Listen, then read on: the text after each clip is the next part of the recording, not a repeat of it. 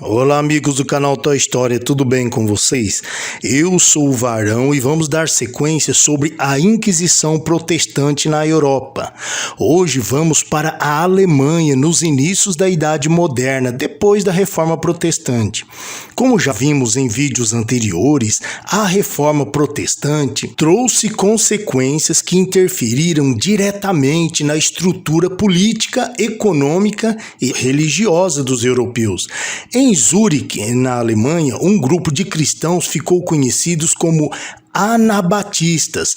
Tinham como objetivo principal a separação da igreja do Estado, da política, porque eles tinham uma visão espiritual da igreja e ela não deveria ser tão rica e poderosa como sempre foi. Ela deveria voltar às origens dos primeiros séculos e eles não concordavam também com os líderes protestantes, como Lutero, Zwinglio, João Calvino. Uma das características deles era o pacifismo.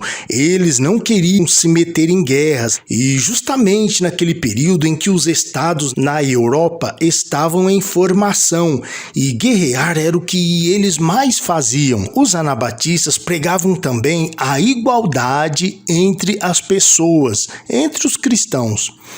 Eram a favor que os ricos dividissem seus bens entre os mais pobres e, por fim, eles não consideravam o batismo de crianças. E entre eles havia novos batismos. Isso, tanto para os católicos como aos protestantes, era uma grande blasfêmia, uma heresia sem tamanho. Com isso, os anabatistas foram considerados subversivos, arruaceiros e perturbadores da ordem pública. E em meio às desavenças entre católicos e protestantes, houve uma breve pausa e esses dois grupos empreenderam uma grande e terrível perseguição aos anabatistas. E um detalhe, pessoal, católicos, protestantes e anabatistas eram todos cristãos. Imaginem que situação complicada passava o cristianismo naquele momento. Em 1525, nesses países foi decretada várias leis para punir de modo severo e exemplar essas pessoas. Todos que se declarassem anabatistas eram punidos com prisões e com a pena de morte. Em muitos casos, eles eram afogados nos rios e lagos, como uma ironia ao que eles faziam. Então os protestantes perguntavam: então vocês gostam de rebatismo? Muito bem, então tome água, e os afogava. E em muitos casos eles não eram simplesmente mortos por afogamento. Existia todo um espetáculo, uma humilhação em público.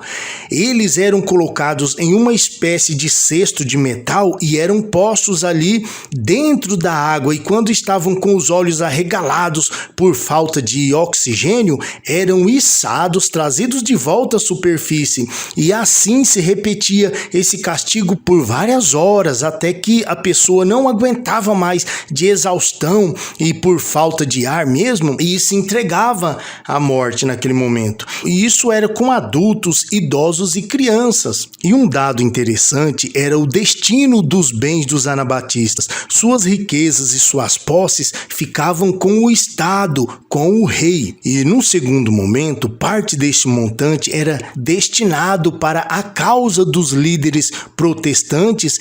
E quando não ficavam com parte desses bens, a igreja era beneficiada de alguma forma pelos reis e príncipes desses reinos.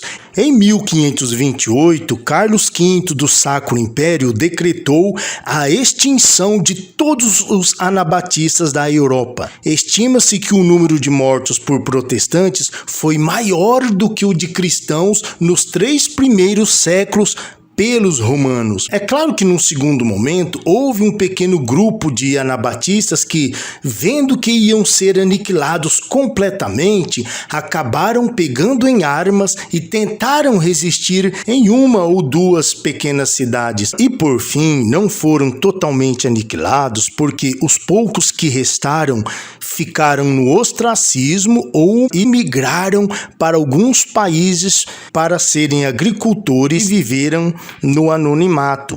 E assim, galera, finalizamos mais um vídeo da série Inquisição Protestante, onde cristãos protestantes e cristãos católicos perseguiram e mataram cristãos anabatistas.